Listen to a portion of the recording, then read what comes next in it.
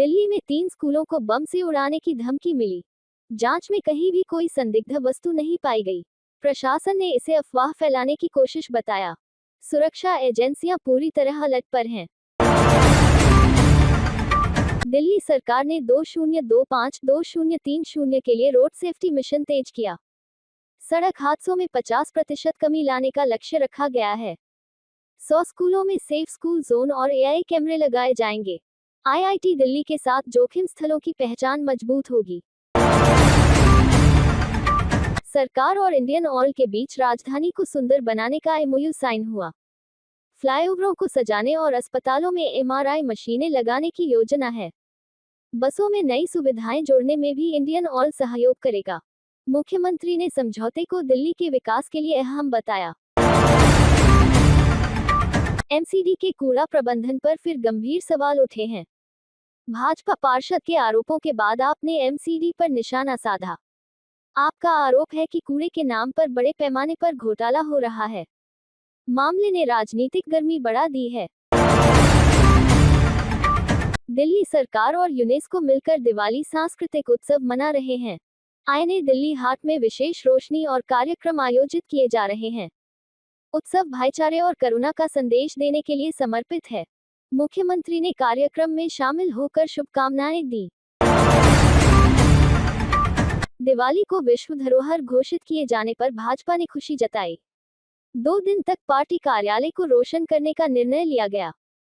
भाजपा अध्यक्ष ने इसे सनातन समाज के लिए गर्व का क्षण बताया। कहा, दिवाली भारतीय संस्कृति की आत्मा है। पेयजल गुणवत्ता को लेकर आपने भाजपा पर नए आरोप लगाए। कहा, हरियाणा का ड्रेन 6 दिल्ली का पानी दूषित कर रहा है। एनजीटी में खुद भाजपा सरकार ने इस बात को स्वीकार किया है। आपने पूछा, फिर इसे प्रोपेगेंडा क्यों कहा गया? कांग्रेस ने अटल कैंटीन योजना को दिखावा बताया है। कहा, 100 कैंटीनों में प्रतिदिन सिर्फ 50,000 थालियां देना अपर्याप्त है। दिल्ली में 30 लाख से अधिक झुग्गीवासियों को ये लाभ नहीं मिल पाएगा। योजना को जमीन पर कमजोर करार दिया गया है। कांग्रेस ने 14 दिसंबर की महारैली की तैयारियों की समीक्षा की। सभी जिलों में व्यापक बैठकें आयोजित की गईं।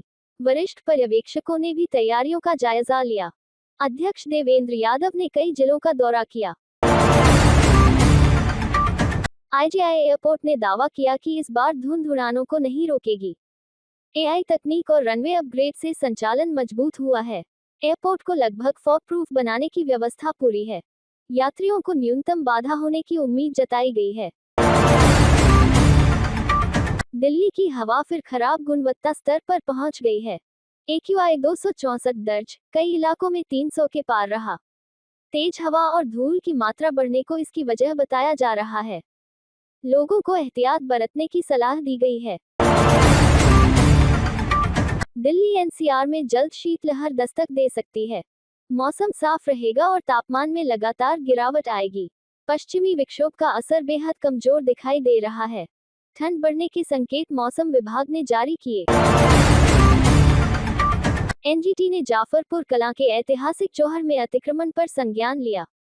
तालाब में प्रदूषण और कब्जे की शिकायतें बढ़ गई थीं। ट्रिब्यूनल ने संबंधित विभागों को तत्काल रिपोर्ट देने को कहा। जौहर की बहाली पर भी जल्द निर्णय हो सकता है।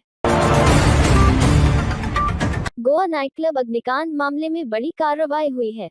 रोहिणी कोर्ट ने अजय गुप्ता को 36 घंटे की ट्रांजिट रिमांड दी। वह उन मालिकों में से एक हैं जहां आग में 25 लोगों की मौत हुई थी। गोवा पुलिस उन्हें आगे की जांच के लिए ले जाएगी। गोवा हादसे के बाद दिल्ली में अग्नि सुरक्षा को लेकर चिंता बढ़ी। आपने एमसीडी से फायर एनओसी व्यवस्था की जांच की मांग की। कहा, समय रहते कदम न उठाए गए तो बड़ा हादसा हो सकता है। मेयर और आयुक्त को लिखित में शिकायत भेजी गई है। दिल्ली पुलिस ने महिला से लूट करने वाले आरोपी को गिरफ्तार किया। लिफ्ट देने के बहाने घटना को अंजाम दिया गया था। चलती कार से धक्का देने का आरोप भी सामने आया है। पुलिस ने आरोपी की कार बरामद कर जांच शुरू की है। त्रिलोकपुरी में झगड़े के दौरान युवक को चाकू मार दिया गया। हमले में शामिल 2 आरोपी मौके से फरार हो गए। युवक की हालत गंभीर बनी हुई है। पुलिस आरोपियों की तलाश में लगातार छापेमारी कर रही है।